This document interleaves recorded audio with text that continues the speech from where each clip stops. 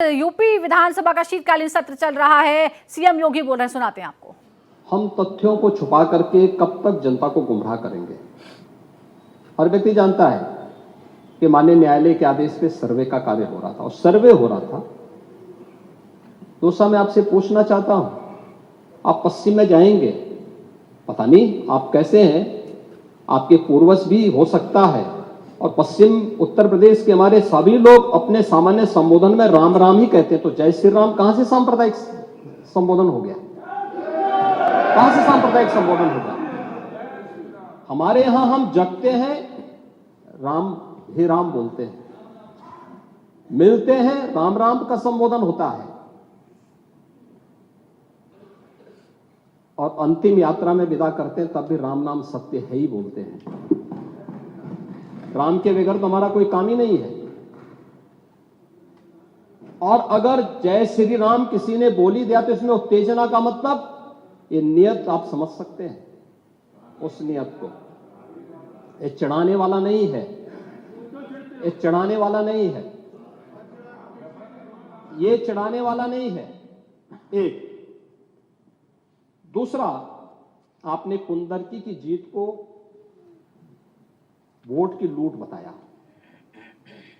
आप एक सदस्य का अपमान कर रहे हैं। आपके सदस्य की तो जमानत जब्त हो गई वहां पे। और क्या ये सच नहीं है? इस समय तो आज डिजिटल मीडिया का है। वहां का पठान, वहां का शेख सब कह रहे साहब हमारे पूर्वज तो हिंदू थे और आप भी, आपके पूर्वज भी हिंदू थे। क्या ये सच नहीं है? और क्या ये सच नहीं है कि देशी और विदेशी मुसलमानों की आपसी भिड़ंत है जो वर्षों की लड़ाई को लेकर के वहां चल रहा है? आप लोग सच पे पर्दा डालने का प्रयास कर रहे हैं, लेकिन एक चीज नोट करना कि सूर्य को, चांद को और सत्य को बहुत देर तक छुपा कोई नहीं सकता है, और सत्य जरूर सामने आएगा। और उसी सत्य के बारे में कहा जा रहा है। नेता प्रतिपक्ष कह रहे थे कि वहां की स्थिति ऐसी है कि अगर मंदिर आ भी जाएगा, मंदिर बन जाएगा। मैं कहता हूं, ये तो बाबरनामा भी कहता है कि हर मंदिर को तोड़ करके एक ढांचा खड़ा किया गया। आप तो एक श्रेष्ठ ब्राह्मण कुल में आपने जन्म लिया है। आप तो भारत के पुराणों की परंपरा पर विश्वास करते हैं। हमारा पुराण भी इस बात को कहता है कि भगवान विष्णु, श्री हरि विष्णु का 10वां अवतार संबल में ही होगा, उसी संबल में होगा।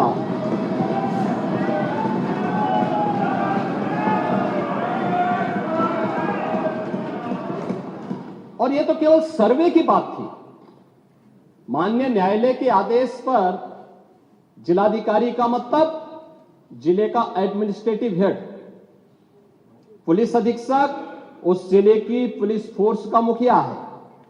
इनका दायित्व है कि शांतिपूर्ण तरीके से किसी सर्वे के कार्यक्रम को वहां पे संपन्न करना, माननीय न्यायालय के आदेश को अक्षरशः अनुपालन करना। और सर्वे 19 नवंबर को भी हुआ, 21 नवंबर को भी हुआ, 24 नवंबर को भी सर्वे का कार्य चल रहा था। क्या यह संभव है? नहीं, 21 को संपन्न नहीं हुआ था। ये लगातार सर्वे का काम चल रहा था। और सर्वे के कार्य के दौरान पहले 2 दिन कोई भी शांति भंग नहीं हुई। तीसरे दिन जब 23 नवंबर को जुमे की नमाज के पहले और जुमे की नमाज के दौरान जिस प्रकार की तकरीरें दी गई, उन तकरीरों के बाद माहौल खराब हुआ। और फिर उसके बाद जिस प्रकार की स्थितियां की गई थी वो सबके सामने थी। और इसलिए मैं कह रहा हूं, हमारी सरकार ने तो पहले ही कहा कि हम जुडिशियल कमीशन बनाएंगे। ये एक्ट के अंतर्गत ही कमीशन बना हुआ है। माननीय सदन में उसकी रिपोर्ट भी आएगी। दूध का दूध और पानी का पानी सबके सामने आएगा। मैं केवल एक बात कहना चाहता हूं कि अगर संभल के बारे में हम जब बात करते हैं महोदय, एक लंबा सिलसिला है इस संभल का, और अगर मैं संभल की जब चर्चा करता हूं तो संभल में कैसे माहौल खराब किया गया वहां पे। ये संभल में दंगों का जो इतिहास है 1947 से ही प्रारंभ होता है। 1947 में एक मौत होती है, 1948 में 6 लोग मारे जाते हैं, 1958 में भी दंगा होता है, 1962 में भी दंगा होता है,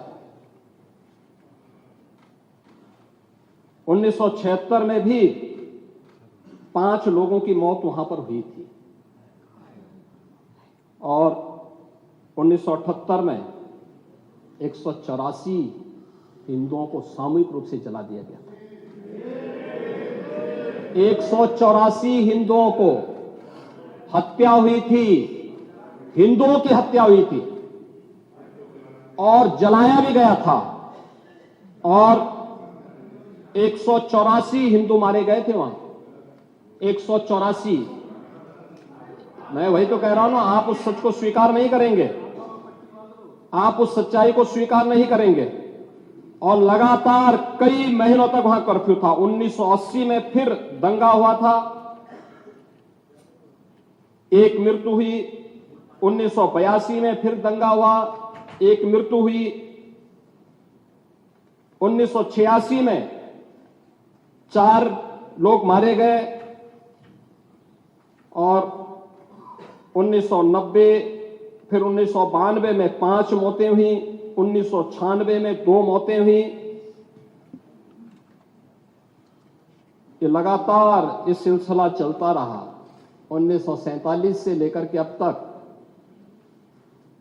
209 हिंदुओं की निर्मम हत्या वहां हुई है संभल के अंदर, 209 हिंदुओं की, और एक भी बार किसी ने उन निर्दोष हिंदुओं के लिए कभी 2 शब्द नहीं कहे, उनके प्रति, उन परिवारों के प्रति संवेदना के शब्द नहीं कहे। महोदय, जो आज घड़ियाली आंसू बहा रहे हैं, ये लोग कभी भी उन निर्दोष हिंदुओं के बारे में कभी 2 शब्द नहीं कहे। वहां पर 1978 में जो दंगा हुआ था महोदय, किस प्रकार की स्थिति थी। एक वैश्य जिसने सबको उधार दे रखा था पैसा, और उस बात को मानता था कि साहब मैं तो सबको पैसा देता हूं, मेरे यहां तो सब व्यवसाय के साथ जुड़े हुए हैं। अगल बगल के हिंदू दंगा होने के बाद उनके घर में इकट्ठे होते हैं। इकट्ठा होने के बाद उनको घेर लिया जाता है। घेरने के बाद वो बोलते हैं, भाई आप हमें क्यों घेर रहे हैं?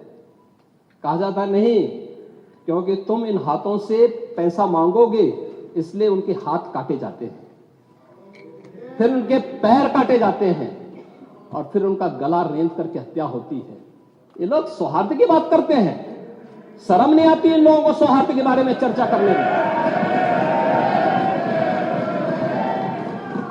1978 से जो मंदिर आज निकल रहा है, 1978 से इन लोगों ने कभी खोलने नहीं दिया उस मंदिर को, जो आज बजरंगबली का मंदिर निकल रहा है, जो वहां पर आज 22 कुएं किसने बंद किए थे?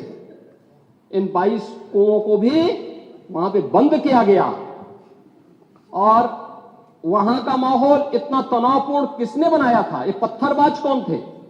एक भी गिरफ्तारी बिना साक्ष्य के नहीं हो रही है। और याद रखना, जिसने पत्थरबाजी की होगी, जिसने माहौल खराब किया होगा, उसमें एक भी बचने वाला भी नहीं है, एक भी नहीं बचेगा। हम माननीय उच्चतम न्यायालय के आदेश का पालन करते हैं, सम्मान भी करते हैं। और क्या संविधान को आप मान रहे हैं? क्या आप लोग संविधान के प्रति सचमुच वचनबद्ध हैं? मैं तो धन्यवाद दूंगा माननीय अध्यक्ष जी को इस बात के लिए कि आज उन्होंने संविधान की मूल प्रति यहां पर दी। बाबा साहब भीमराव अंबेडकर जी ने 26 नवंबर 2049 को जिस संविधान को बनाकर के देश को सौंपा था, उस मूल संविधान की प्रस्तावना को एक बार पढ़िए। मौलिक कर्तव्यों के बारे में, मौलिक अधिकारों के अध्याय के चित्र को देखिए। अलग अलग उन आर्टिकल के उस पृष्ठों का अवलोकन करिए। आपको उसमें राम भी नजर आएंगे, कृष्ण भी नजर आएंगे। लंका दहन के उपरांत बजरंगबली भी नजर आएंगे। ज्ञान का उपदेश देने वाले बुद्ध भी नजर आएंगे। भारत की समृद्ध परंपरा का दर्शन आपको उस संविधान में मिलेगा जो बाबा साहब भीमराव अंबेडकर ने दिया था। लेकिन उस मूल संविधान में कहीं भी धर्मनिरपेक्ष या पंथ निरपेक्ष या फिर समाजवाद शब्द नहीं है। और ये आप सबकी आंखों को खोलने वाला होना चाहिए। आप लोग संविधान में बदलाव की बात करते हैं। जिन लोगों ने संविधान का गला घोटा, उनका पिछलग्गू बन करके केवल सत्ता हथियाना चाहते हैं, जनता की आंखों में धूल झोंकना चाहते हैं। ये नहीं हो सकता। ये देश आपको नहीं करने देगा। और वह प्रति आपको दी गई है, आप उसका अवलोकन करिए। और मैं नेता विरोधी दल को इसलिए बोलना चाहता हूं, बुद्ध ने करुणा और मैत्री का संदेश उस कालखंड में दिया था जब विदेशी हमले होने शुरू हो गए। लेकिन उससे पहले राम ने कहा था, निस्सरहीन करो मही भुज उठाए प्रण कीन। उससे पहले भगवान कृष्ण ने भी कहा था, परित्राणाय साधूनाम विनाशाय च दुष्कृताम। और हम तो राम और कृष्ण को ही मानते हैं, बुद्ध पर विश्वास करते हैं, उन्हीं को आदर्श मान करके हम लोग कार्य करते हैं। शासन पद्धति एक भी इंच इधर उधर नहीं करते उसकी जगह। और इसीलिए मैं आपसे कहने के लिए आया हूं, संभल की घटना या कुंदरकी की जीत, जैसे ही आपके खटाखट की असलियत सामने आई, जनता ने कहा सपाचक। उपचुनाव में 9 में से 7 तो भारतीय जनता पार्टी और एनडीए गठबंधन जीता है। और यही नहीं, सीसामऊ और करहल,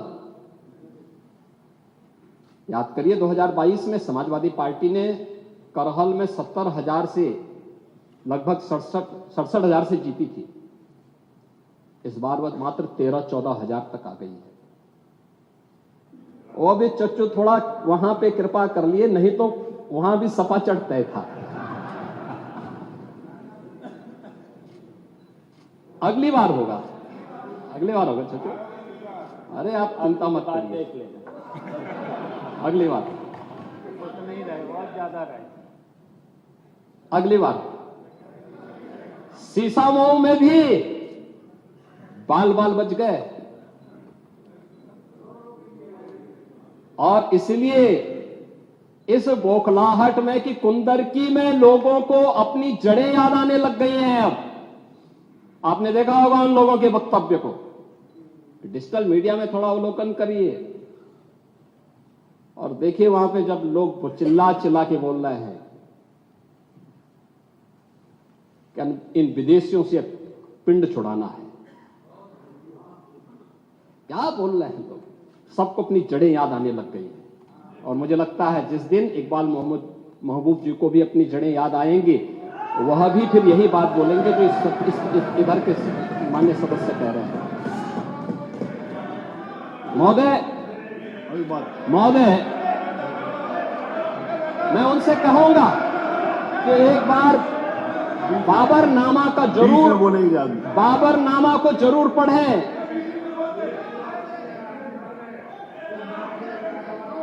चलिए चलिए वो जो बात कही बाबरनामा को जरूर एक बार पढ़ें आप। मुख्यमंत्री जी बोले आप प्लीज बैठे। चलो आप दे देना जब अवसर हो। बाबरनामा को एक बार पढ़ें। आप बैठिए। महोदय, संभल की घटना के साथ ही मैं प्रदेश के अंदर अलग अलग समय में जो दंगे अलग अलग समय में हुए हैं। 1972 में आगरा में दंगा हुआ, 19 लोग मरे थे। आजमगढ़ में 1972 में दंगा हुआ, 3 लोग मरे थे। बहराइच में 1973 में दंगा हुआ, 1 व्यक्ति की मौत हुई थी। गोंडा में 1973 में दंगा हुआ, 1 व्यक्ति की मौत हुई। प्रयागराज में 1973 में एक दंगा हुआ, 2 लोगों की मौत हुई। मेरठ में 1973 में दंगा हुआ, 8 लोगों की मौत हुई। आगरा में फिर 1974 में दंगा हुआ, 1 व्यक्ति की मौत हुई। पीलीभीत में 1974 में दंगा हुआ, 3 लोगों की मौत हुई। कानपुर में 1975 में दंगा हुआ, 2 लोगों की मौत हुई। मुरादाबाद में 1976 में दंगा हुआ, 3 लोगों की मौत हुई। बहराइच में 1976 में फिर दंगा हुआ, 3 लोगों की मौत हुई। बुलंदशहर में 1977 में दंगा हुआ, 2 लोगों की मौत हुई। वाराणसी में 1977 में दंगा हुआ, 8 लोगों की मौत हुई। मुरादाबाद में 1978 में दंगा हुआ, 19 लोगों की मौत हुई। अलीगढ़ में 78 में दंगा हुआ, 21 लोगों की मौत हुई। ये लगातार मैं क्या कर रहा हूं, उसमें आप भी थे, जिसके कारण लोकतंत्र सेनानी आप कहलाते हैं। लोकतंत्र सेनानी कहलाते हैं मल्होत्रा जी। उसी के नाम पर आप लोग मैं क्या कर रहा हूं, ये दंगे हुए हैं। मैं उन दंगों के बारे में बोल रहा हूं जिन दंगों के कारण लगातार माहौल खराब हुआ है प्रदेश का। और आज प्रदेश के अंदर सुरक्षा का जो एक माहौल है, कानून व्यवस्था की जो एक स्थिति पैदा हुई है, लोगों को सुरक्षा पे विश्वास है, कानून व्यवस्था पर विश्वास है, उसी का परिणाम है कि 40 लाख करोड़ रुपए का निवेश का प्रस्ताव उत्तर प्रदेश को प्राप्त होता है। इतना निवेश, इंफ्रास्ट्रक्चर का एक कार्य, रोड की, रेलवे की, एयर कनेक्टिविटी की, ये उसी का परिणाम है जो सरकार कर रही है और लगातार उसको कर रही है। महोदय, मैं केवल यह कहना चाहूंगा कि आखिर मैं नेता विरोधी दल से यह पूछना चाहता हूं कि अगर हमारा कोई पर्व और त्योहार है या किसी का भी है, मुहर्रम का जुलूस हो या फिर कोई भी अन्य मुस्लिम समाज का कोई पर्व और त्योहार का कोई जुलूस, वो हिंदू मोहल्ले से सुरक्षित निकल जाता है, कोई दिक्कत नहीं होती। मंदिर के सामने से भी निकल जाता है, कोई समस्या नहीं होती। लेकिन इस समस्या केवल वहीं पे क्यों खड़ी होती है जब कोई हिंदू शोभा यात्रा किसी मस्जिद के सामने से, किसी मुस्लिम बाहुल्य क्षेत्र से निकलती है, तब क्यों तनाव पैदा हो जाता है? तभी क्यों झंडा लगाने में क्या समस्या है? क्या भारत की धरती पे केसरिया झंडा नहीं लग सकता? क्यों नहीं लग सकता? क्यों नहीं लग सकता? मैं यही पूछना चाहता हूं, आखिर ये दंगे क्यों किए जाते हैं? और बहराइच का मामला, महाराजगंज उस कस्बे का, जहां के बारे में आप कह रहे हैं कि लगातार मुस्लिम बस्ती थी, मोना जी ने भी इस बात को कहा कि बस्ती थी, प्रशासन नहीं था, 4 कंपनियां पुलिस थी वहां पे, और दंगा सड़क पे नहीं हो रहा था, गोली घर के अंदर से चल रही थी। इस निर्दोष राम गोपाल मिश्रा की हत्या हुई और घर के अंदर से गोली चला करके उसकी निर्मम हत्या की गई। हमें इस सच्चाई को स्वीकार करना चाहिए। ये दंगा सड़क पे आमने सामने नहीं था। अगर पुलिस घर के अंदर घुसती तो लोग फिर कुछ और आरोप लगाते। पुलिस ने बचाव करने का अपना प्रयास किया। 4 कंपनियां वहां पे थी और आप कह रहे हैं कि माननीय मोना जी ने भी कहा कि भारतीय जनता पार्टी के विधायक ने आरोप लगाए। भारतीय जनता पार्टी के विधायक ने इस हल्दी की घटना को लेकर के नहीं, इस महाराजगंज कस्बे की घटना को लेकर के नहीं, ये उस समय बहराइच कस्बे में थे और बहराइच कस्बे में इनकी गाड़ी पर हमला हुआ जो वहां से 30-35 किलोमीटर दूर है। वहां पे एक पथराव हुआ था। मैंने भी इनको कहा था, मैंने कहा देखो तुम्हारे उस क्षेत्र में दंगा हुआ है, तुम वहां तत्काल जाओ, लोगों को कंट्रोल करो। लेकिन उसको कैसे तोड़ मरोड़ करके प्रस्तुत किया जा रहा है। इन्होंने जो तहरीर दी वो दूसरे मामले में दी है, उसका इस घटना से कोई लेना देना नहीं, लेकिन उसको किस तरीके से जोड़ करके देखा जा रहा है। एक जिले में दूरी होती है, इसमें बहराइच से आपको भी वहां जाने में समय लगा होगा और उस दूरी को आपने देखा होगा, तो ये उतनी ही दूरी है। उस घटना को उससे नहीं जोड़ के देखा जा सकता। लेकिन मैं पूछना चाहता हूं कि हिंदू मोहल्ले से और हिंदू मंदिर के सामने से मुस्लिम जुलूस निकल सकता है, तो मुस्लिम मोहल्ले और मस्जिद के सामने से कोई हिंदू शोभा यात्रा क्यों नहीं निकल सकती? क्यों नहीं निकल सकती? और यहीं पे विवाद शुरू होता है। यानी आप चाहते हैं कि आपके पर्व और त्योहार तो शांतिपूर्ण तरीके से मनाए जाएं। कौन नहीं कहता भी? आपके संबल में थे शिया सुन्नी का भी विवाद हुआ था। 1976 में पूरा विवाद तो शिया सुन्नी का था। उस समय जामा मस्जिद के कब्जे को लेकर के इसी बात का विवाद था। आप इस सच को धूल मत डालिए उस सच पे। और लखनऊ का शिया सुन्नी विवाद ये भारतीय जनता पार्टी की सरकार के समय ही समाप्त हुआ है। आप लोग तो लड़ाते थे, यहां पे शिया और सुन्नी को भी लड़ाते थे, क्योंकि आपकी तो शुरू से ही राजनीति थी बांटने की और फिर कटवाने की। और इसलिए हमने कहा कि न बटेंगे और न कटेंगे। हम न बटेंगे और न कटेंगे। मुझे आश्चर्य होता है, अपने को शिक्षक कहते हैं श्री संग्राम सिंह यादव। सच को स्वीकार करने की सामर्थ्य नहीं, इसलिए चले गए। आप देखें, एक दोहरे चरित्र के व्यक्ति के द्वारा जो अपनी कुछ पंक्तियां पहले लिखी गई हैं और बाद में उसका चरित्र कैसे बदला है। मोहम्मद अल्लामा इकबाल के बारे में वही कहते हैं, यानी जो पहले कहते थे उन्होंने क्या बात कही थी बाद में? मुस्लिम हैं हम, वतन हैं सारा जहां हमारा, चीन वो अरब हमारा, हिंदुस्तान हमारा, तौहीद की अमानत सीनों में है हमारे। दुनिया के बुत कंदों में पहले वह घर खुदा का, तेगों के साये में हम पलकर जमा हुए हैं।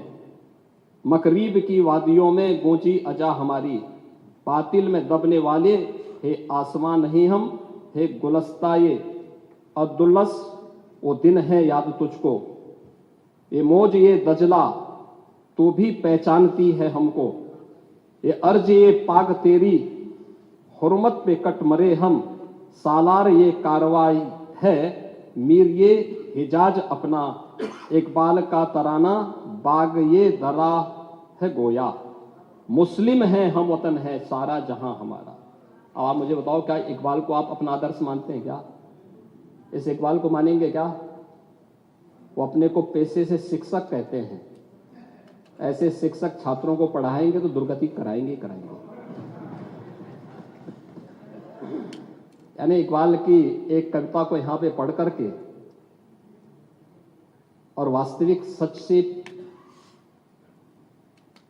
आप धूल डाल करके उसको छुपा नहीं सकते हैं। और मैं इसीलिए कहना चाहूंगा कि महोदय, प्रशासन ने पूरी कार्रवाई की है और लगातार हमारे संज्ञान में सारी बातें हैं। एक एक बात पर सरकार नजर रख रही है। 25 करोड़ की आबादी का प्रदेश है और 25 करोड़ की आबादी के प्रदेश में पिछले 7.5 वर्ष के दौरान सभी पर्व और त्योहार शांतिपूर्ण तरीके से संपन्न हुए हैं। सभी वीवीआईपी विजिट सकुशल संपन्न हुए हैं। अयोध्या में श्री राम जन्मभूमि पर भगवान राम के भव्य मंदिर के कार्यक्रम को भी, जिसको लेकर के आप बहुत बड़ा पहले प्रदेश के मन में भय पैदा करते थे, वह भी सकुशल संपन्न हुआ। आज प्रदेश में जब सर्वत्र सुरक्षा का एक बेहतरीन माहौल है और 2025 में जब उत्तर प्रदेश को यह गौरव प्राप्त होने जा रहा है कि दुनिया का सबसे बड़ा आध्यात्मिक और धार्मिक सामाजिक जो उत्सव हो, एक महापर्व है महाकुंभ प्रयागराज, जिसमें पूरी दुनिया का एक समागम होने वाला है, जब इसे आयोजित करने का अवसर प्राप्त हो रहा है, तब मैं विपक्ष के अपने साथियों से कहना चाहूंगा कि प्रदेश के माहौल को अपने वक्तव्यों से और अपने करतूतों से कृपया खराब न करें। प्रदेश आगे बढ़ना चाहता है, विकास के अपने लक्ष्यों को प्राप्त करना चाहता है, लेकिन मैं इस बात के लिए आश्वस्त करूंगा कि 25 करोड़ जनता को सुरक्षा देना, उनकी हर प्रकार से हिफाजत करना, ये प्रदेश सरकार की जिम्मेदारी है।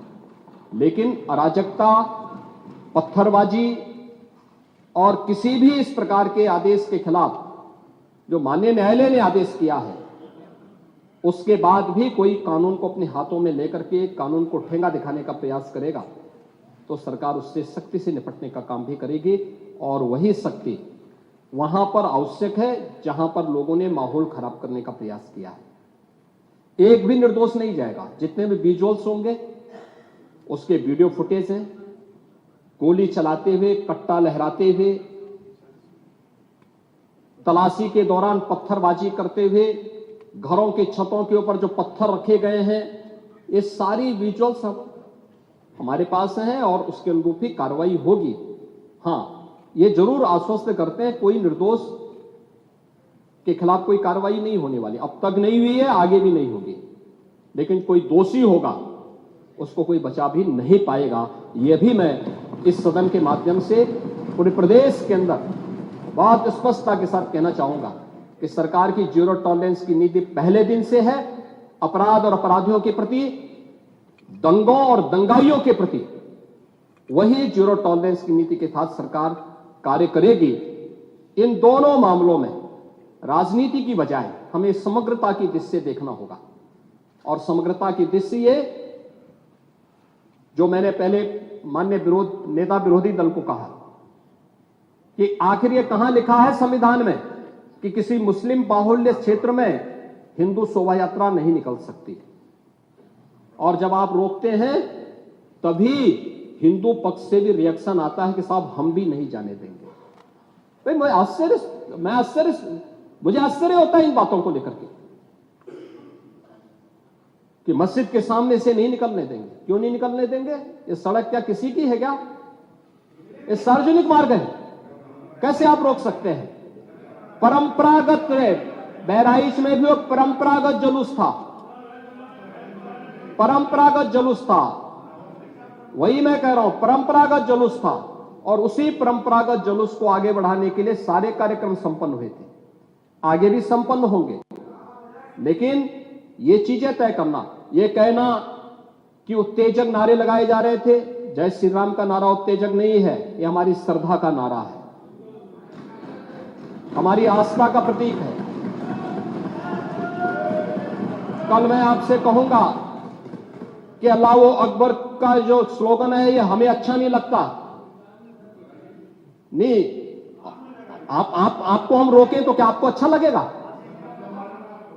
नहीं, आपको नहीं, मुझे मतलब होने की आवश्यकता ही नहीं, मुझे आवश्यकता ही नहीं इसकी, नहीं, मुझे इसकी आवश्यकता ही नहीं है, मुझे इसकी आवश्यकता ही नहीं, क्योंकि मेरी तो विरासत इतनी लंबी चौड़ी है, इतनी प्राचीन है कि मैं उस परंपरा को ही लेकर के चले जाऊं। मैं जय श्री राम का नारा, हर हर महादेव का नारा और राधे राधे राधे राधे के संबोधन से ही अपना पूरा जीवन काट सकता हूं। मुझे किसी और स्लोगन की आवश्यकता ही नहीं है। मुझे कोई अन्य नारे की आवश्यकता ही नहीं है, कोई अन्य संबोधन की आवश्यकता नहीं। लेकिन मैं आपसे कहना चाहता हूं, कल कोई आपसे कहेगा, कोई हिंदू भी ये कहेगा कि साहब हमें भी परेशानी है, आप लोग मत बोलिए, क्या आपको अच्छा लगेगा? और कोई भजन गाया जा रहा है, आप उस भजन को अश्लील कैसे कह सकते हैं? कैसे कह सकते हैं? कांवड़ यात्रा में क्या अश्लील गाने बजते हैं? अरे भगवान शिव के गाने बजते हैं, भगवान शिव के भजन गाए जाते हैं। दुर्गा पूजा के दौरान तो शोभा यात्रा निकलती है, जगत जननी मां भगवती दुर्गा के आरतियां बजती हैं, उनकी चालीसा बजती है, हनुमान चालीसा बजता है। ये हमारे यहां शक्ति के प्रतीक भी है और भक्ति के प्रतीक भी है। नहीं तो वही तो ऐतराज है, समस्या तो उसी बात को लेकर के है, सारा विवाद तो उसी बात को लेकर के है, सारा विवाद तो उसी बात को लेकर के है। और मुझे लगता है आपने बाबरनामा पढ़ा होता तो आप मुझसे बहस करते ही नहीं, जिसमें स्वयं मीर बाकी के द्वारा हरिहर मंदिर तोड़ने का जिक्र किया गया है। क्या बात करते हैं आप? और मुझे लगता है ये जितने लोग यहां पर हैं, ये वहां पे कोई नहीं रहा होगा, लेकिन आपके फोरफादर और फोरफादर के आगे की पीढ़ी उसकी भुक्त भोगी रही होगी, इसलिए आज इस स्थिति में आप लोग वहां पे हैं। कुंदरकी में लोगों का एहसास हुआ है, एक दिन एहसास आपको भी होगा और जरूर होगा।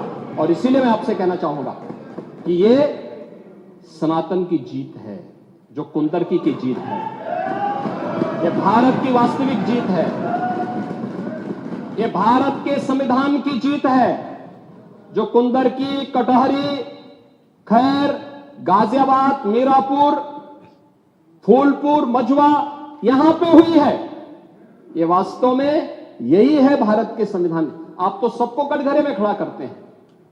मुझे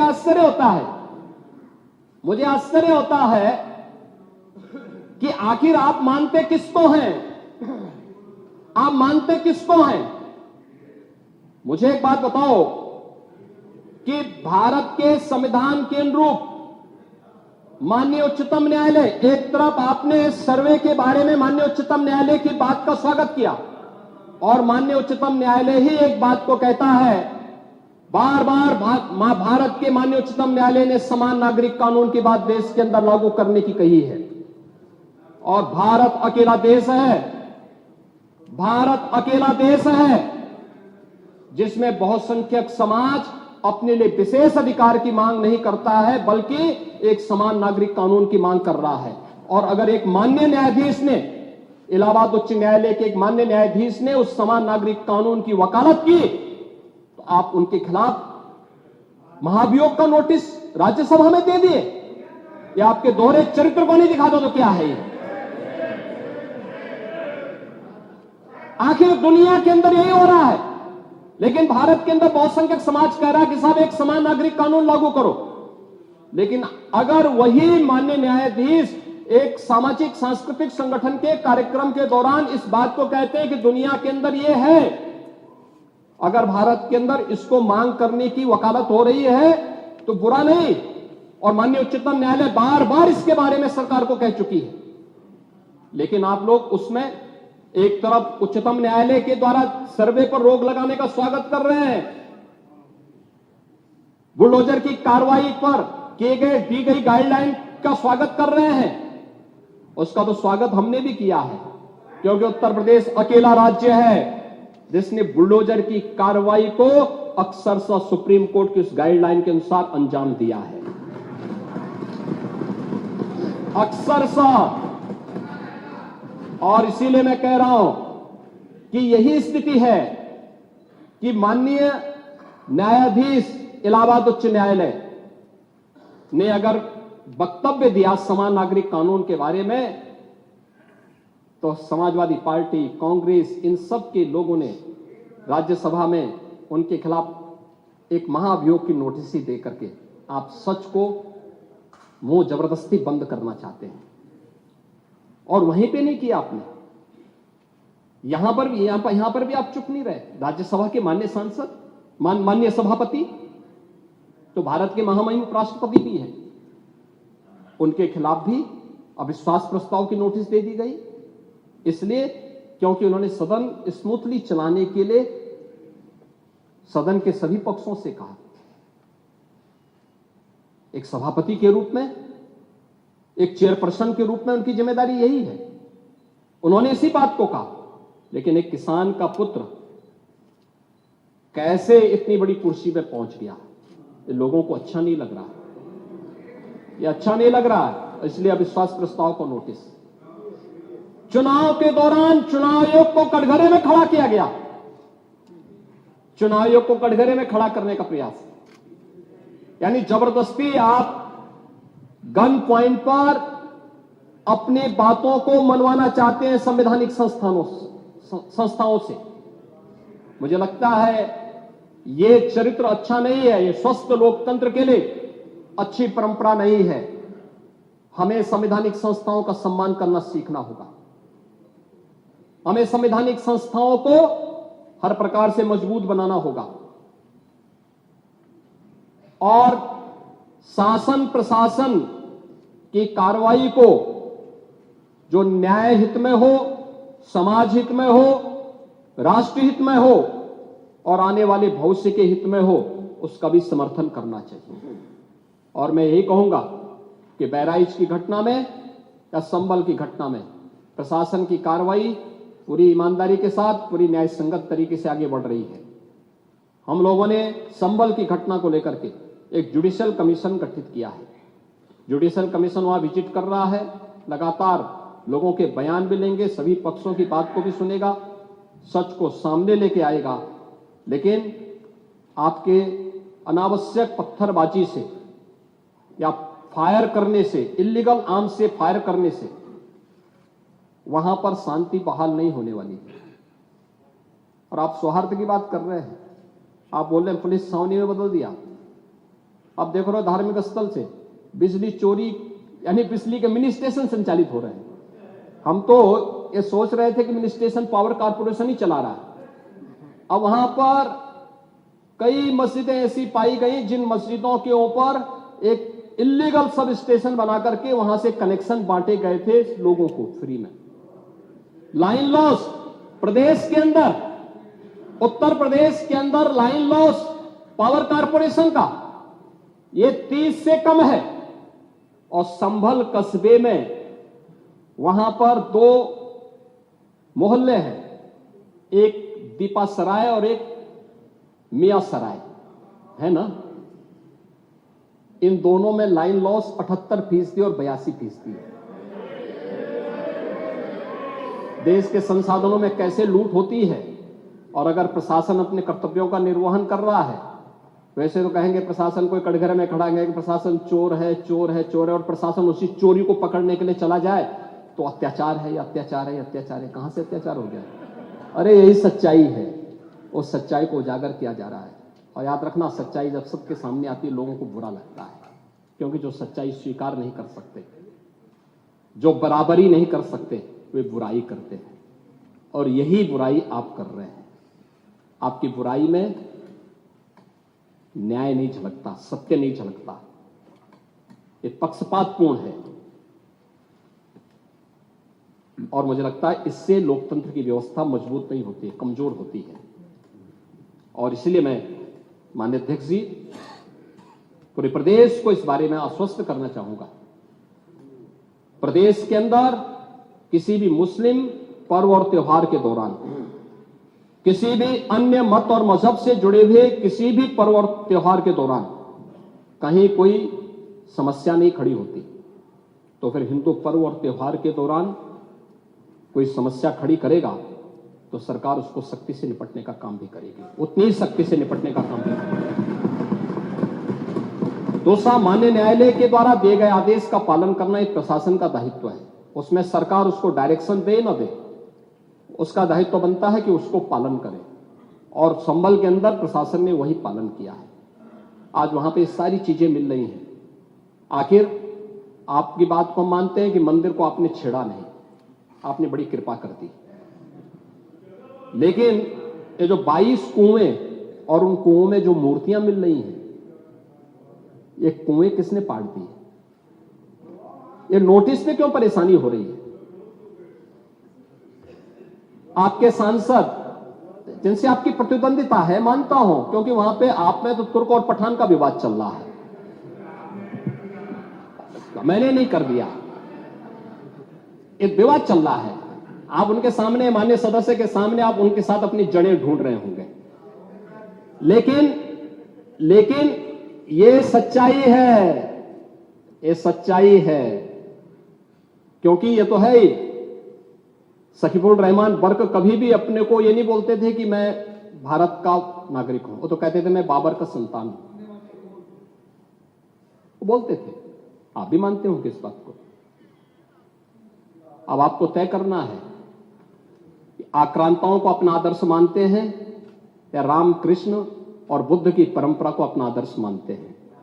भारत के अंदर राम कृष्ण और बुद्ध की ही परंपरा रहेगी, बाबर और औरंगजेब की परंपरा नहीं रहेगी। धन्यवाद।